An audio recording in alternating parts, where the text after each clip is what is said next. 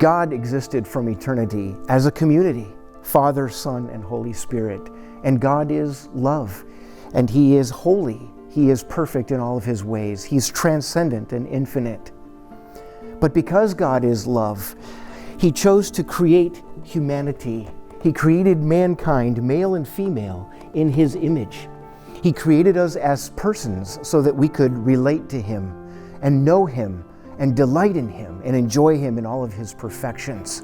And while He created Adam and Eve in the garden, it was there that they were tempted to believe that there was something more for them than God.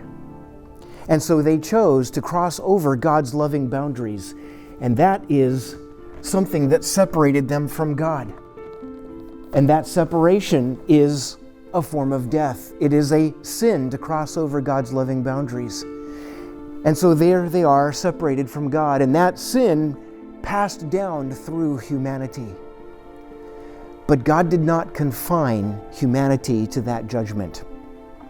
It was in God's purpose and plan from eternity to send His Son, Jesus, to become like a man. He came to us as one of us.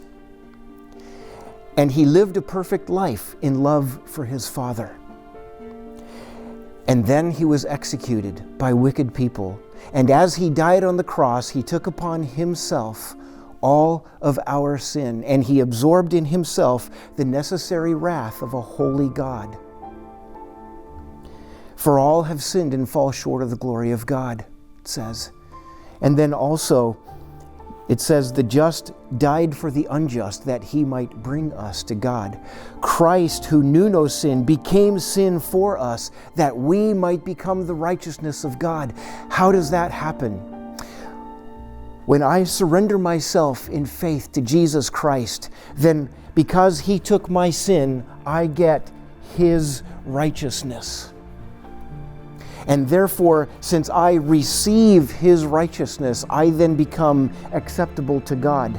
And because Jesus rose again and ascended to the Father, He brings me back to God so that I can be reconciled to Him and in relationship with Him.